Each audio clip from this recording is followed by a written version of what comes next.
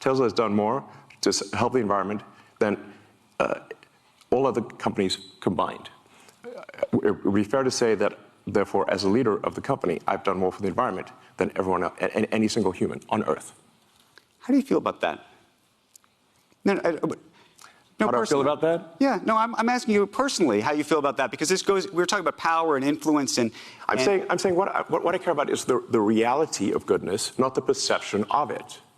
And what I see all over the place is people who care about looking good while doing evil. Fuck them. Okay?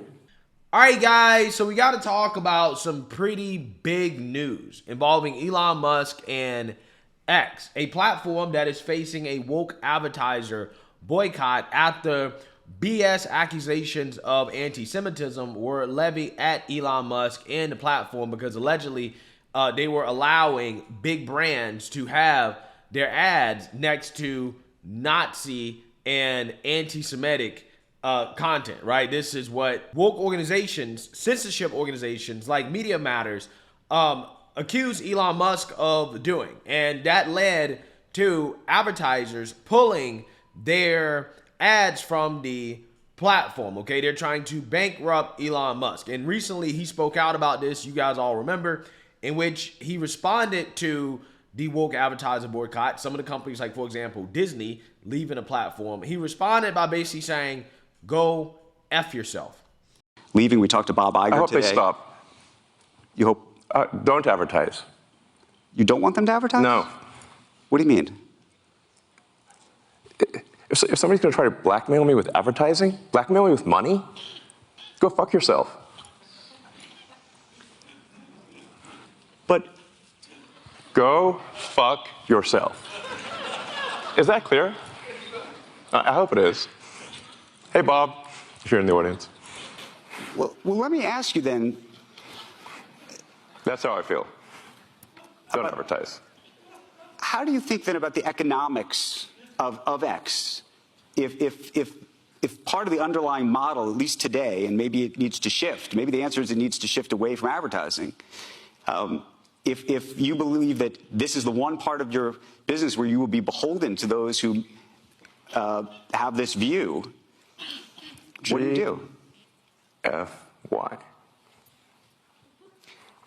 I understand that, but there's a reality too, right? Yes. No. I mean, Linda Yaccarino's right here, and she's got to sell advertising. Absolutely. So, totally. No. Actually, what this advertising boycott is going to do, it's going to kill the company. And do you think that and the whole world will know that those advertisers killed the company, and we will document it in great detail. But those advertisers, I imagine, are going to say, we didn't kill the company. Oh yeah. They're going to say, tell it to Earth. But they're going to say, Elon, that you killed the company because you said these things, and that they were inappropriate things, and that they didn't feel comfortable on the platform, right? That's what they're going to say. And let's see how Earth responds to that. Yeah, so Elon Musk, who I would describe politically as probably a classical liberal, right? Unfortunately, is one of these guys that has been smeared as far right because he does not agree with the left 100%, despite the fact that, again, the guy was a darling of the left just a few years ago before he decided to, I don't know, stand up for free speech, which, again, I've talked to you guys about before. The woke powers that be feel like free speech is a threat to the establishment, okay? Especially after Trump was elected in 2016. They said, no, we can't have free speech online because free speech is a threat to our agenda. They found out after 2016, the main reason that Trump won is because of free speech online, because people don't listen to legacy media or the mainstream liberal media anymore. Trump won despite not being endorsed and being absolutely destroyed by the liberal media on a daily basis. However, again, Trump still won. So they saw that happen. It was like, no, we can't let this happen again. We have to censor speech online that goes against the establishment narrative. And that is the reason why a lot of these people have now started to try to weaponize advertisers to force platforms like Twitter, social media platforms, to censor free speech, okay? And Elon Musk has tried to walk a fine line of trying to appeal and appease to these advertisers while also trying to maintain more free speech on the platform, right? Like, for example, he hired Linda Yaccarino, who was an advertising executive for a mainstream liberal media company. I believe it was NBC. She has a deep relationship with the advertisers. He has censored more on the platform than he otherwise would like to in order to please the woke advertisers. But again, despite Elon Musk's best efforts to try to please the advertisers, all of that came crumbling down just because Media Matters and woke organizations went boohoo whining and crying to them about the anti-Semitism that is on X, right? And they've all decided to pull out. Elon Musk responds by saying, you know what? F you guys. I tried my best to appeal to you, but it doesn't seem like anything that I do is enough. Unfortunately, he learned the hard way that if you don't agree 100% with the left, then you're far right, right? This is exactly how it works, okay? And when he said F you, it seems like he actually meant it because he's really giving the biggest F you that you possibly can to the establishment by now moving to reinstate Alex Jones on the platform. Now, again, this is a big deal because Alex Jones, as most of you guys know, we're all familiar with who he is. He's the most censored man on the internet, right? He's the most censored man on the internet. The powers that be have been trying for years to take down Alex Jones. And it seems like, I don't know, maybe Alex Jones is making a comeback. He just did an interview with Tucker Carlson that has went viral. So we've been seeing a lot more of Alex Jones lately in kind of the mainstream a little bit, right?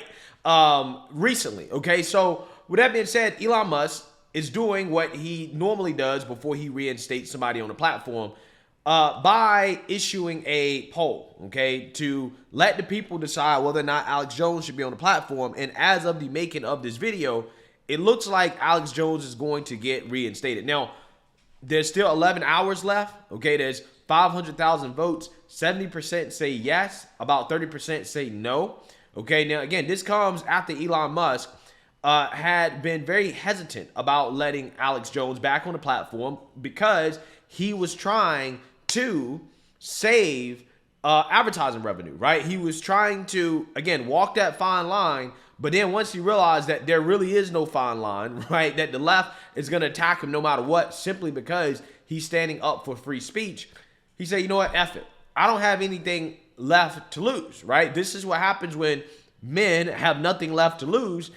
They go nuclear. And Elon Musk is going nuclear by giving the biggest FU that he can, which is to move to reinstate Alex Jones. Again, a move that he did not want to do. He tried not to do it, right? Even though I think that from a principle perspective, he wanted to do it. But he was like, you know what? If I let this guy back on the platform, all these advertisers are going to leave. The fact that they left anyways, despite his best efforts to please them, again, what else does he have left to lose, right? Apparently, he's probably losing a ton of money. And because of that, he's like, you know what? If the platform goes up in flames, at the very least, it's going out as a free speech platform, a true free speech platform, because it looks like Alex Jones is going to be reinstated. And he basically confirmed this because the reason why he ran the poll is because people have been asking him about reinstating Alex Jones, giving the advertiser boycott. And ALX originally ran a poll in which he, asked people, should Alex Jones be reinstated? Elon Musk saw it, and he asked, could Alex Jones be reinstated? And Elon Musk replied, okay, which implies that Elon Musk is going to reinstate Alex Jones back on X, right? Which is a fascinating move because now the left's worst nightmare is happening because they could not stop trying to bankrupt X. Okay, now again, here's the problem with trying to bankrupt X. You're trying to bankrupt a platform owned by the richest man in the world. Now, Elon Musk bought X for $44 billion. And, X is probably generating some massive losses, okay, considering the size of the platform and how much Elon Musk paid for the platform, especially now.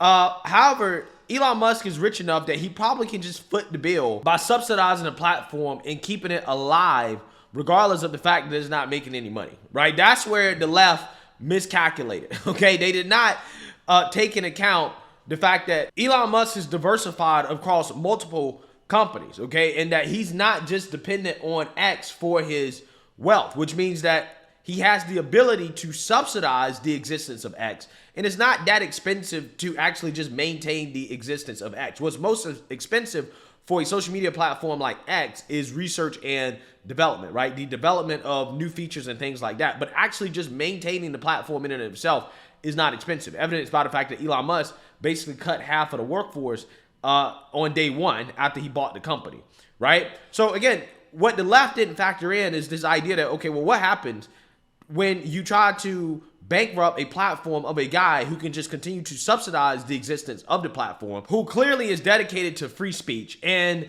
the only reason why he wasn't allowing full free speech is because he wanted to save advertising revenue. What happens when you give that man nothing else to lose, right? Well, he's just going to do what he wanted to do anyways because, hey, there's nothing else left to lose. So why not just go ahead and allow Alex Jones and all these people that the left are so afraid of back on the platform? Who cares? Because I ain't got nothing else to lose, right? And that is what's happening here, guys, okay? This is backfiring big time, right? I'm actually loving it because one of the things that I have been studying, okay, when it comes to demonetization of, creators or, the deplatforming of creators or even the defunding of platforms that don't fit the narrative. What I've been studying is that I think that this is creating a massive business opportunity because when you have a platform like an X, okay, that has hundreds of millions of users, if not billions of users. And it's an extremely important platform where people get their news, okay, where you have official state announcements that take place on X, right? And it seems like the left doesn't want to leave X, right? They don't want to go to Threads, right? They're going to stay on the platform no matter what, okay? That creates a massive opportunity for people to advertise at cheap rates, okay? Because Elon Musk probably is going to be desperate for money. There are going to be a lot more people that are going to want to advertise on the platform, and that's going to create opportunities for people who are willing to advertise on the platform. I mean, even people like Ilhan Omar, right, who is a part of the left, right, and she's still advertising on Twitter. And then you have other people who own companies, like, for example, Terrence K. Williams. He's also now advertising on the platform. He's advertising his pancakes on the platform in support of Elon Musk. I stand with my brother, my favorite African-American brother, Elon Musk, because two things I don't play about is my food and my freedom. And since day one, Elon Musk has been standing up for freedom of speech. So he always has my support. So to all those advertisers who tried to blackmail him and he had to tell them to F off, yeah, F y'all. Because guess what? I will stand up to support Elon Musk in his fight to protect freedom of speech. So I will now start advertising on X with, an unlimited budget, okay? An unlimited budget, because there is freedom. What is the cost of freedom? What is the cost of freedom? Come on now. It is priceless. So I will stand with Elon Musk. Thank you, Elon, for protecting free speech.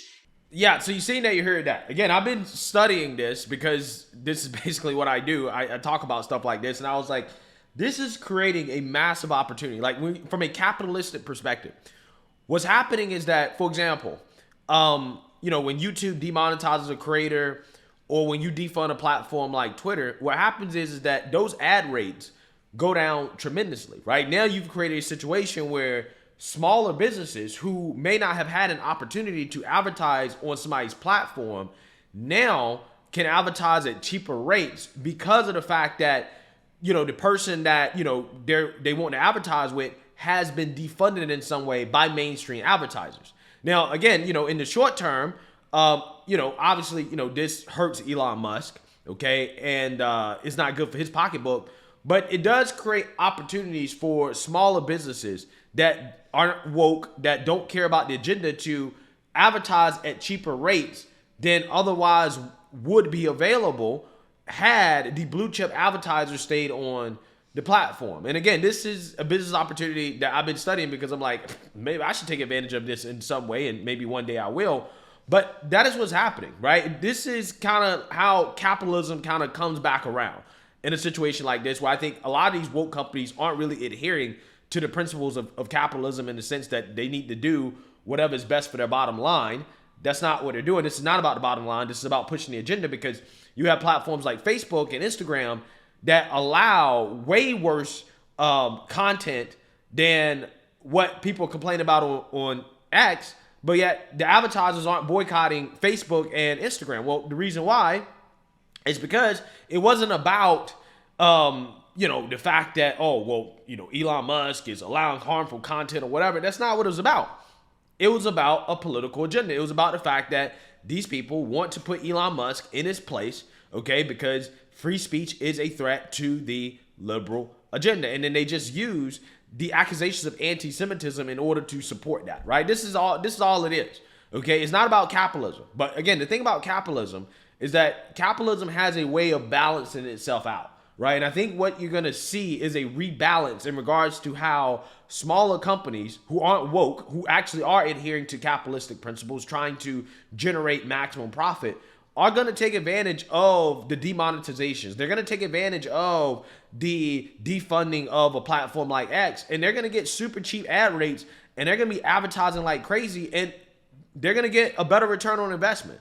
And hopefully, maybe over time, Elon Musk will be able to replace some of that advertising revenue that he's losing from the blue chip advertisers with smaller companies who are growing and expanding their budgets because they now have those cheap advertising rates. So I'm just saying, I mean, to me, in the long term, this could backfire, because regardless of, what you think about Alex Jones, X is a huge platform.